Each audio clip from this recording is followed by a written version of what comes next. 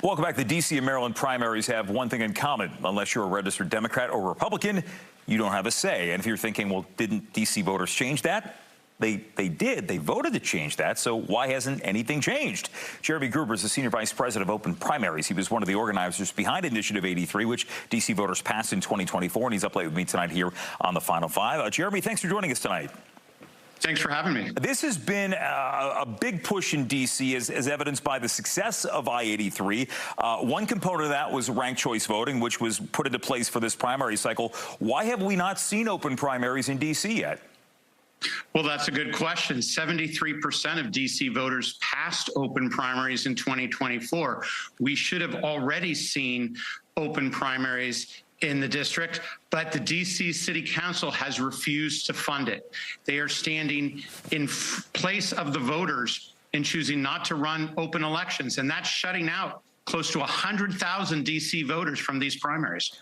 We have seen a movement across the country with a lot of these primaries, and it's not a universal situation. You may have one state where Democratic primaries might be open in some way, shape, or form. I mean, it's not a universally adaptable standard here, but we have seen more states picking up on this.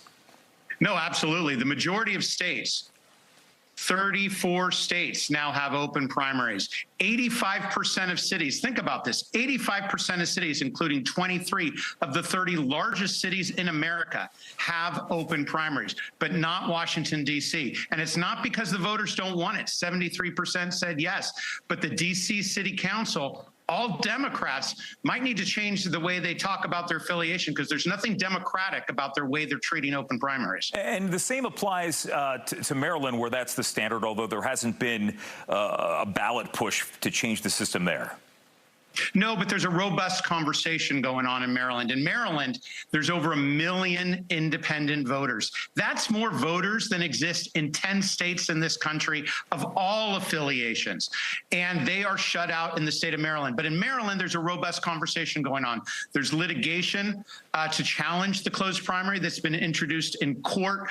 My organization, Open Primaries, is working with the former Lieutenant Governor Boyd Rutherford on that litigation. Maryland Delegate Lily Chee has introduced legislation to open the primaries.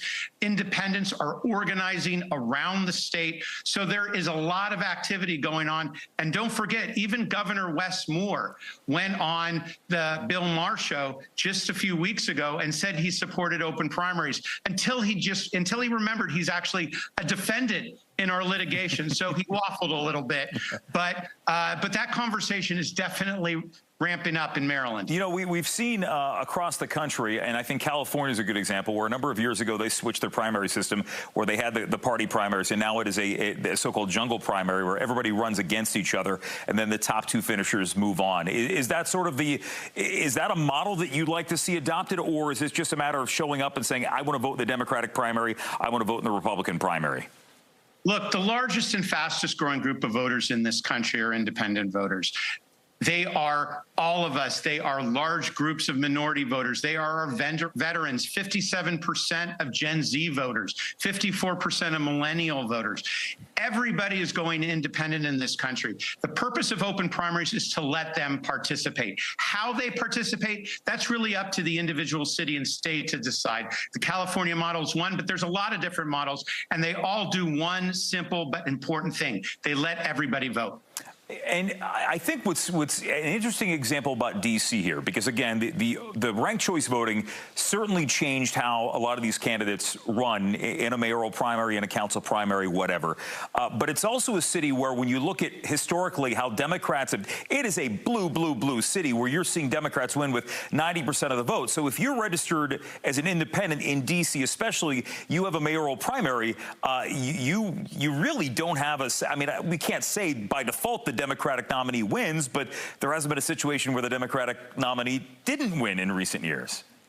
No, and that's 100,000 voters, close to 100,000 voters in Washington, D.C. that have no say over who represents them. Mayor, city council, the non-voting U.S. delegate, it doesn't matter.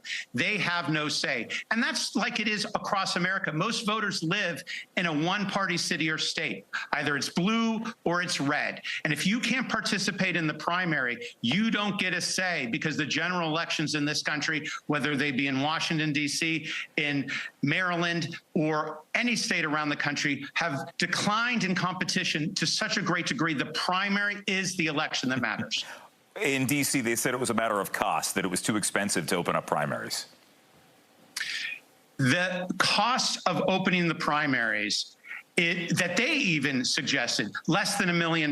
Meanwhile, they have a multi-billion-dollar budget. It's ridiculous. There is no price tag on letting people vote. There should never be a price tag on letting people vote. And even the money they're talking about is pennies. And I think a penny a person is a pretty good bargain to let everybody in D.C. vote, don't you? I think when you look at the process, the more that you can bring people into the electoral process and have them engage and know what's going on, because these are the same people a lot of the times who, you know, you wonder why something hasn't changed, and maybe it's because you can get enough people out there to vote for the candidates you want to support. Jeremy Gruber joining us here tonight on the Final Five. Hey, I appreciate it. Good conversation to have, because there are a lot of people watching this show that likely fall into that same boat. We appreciate it.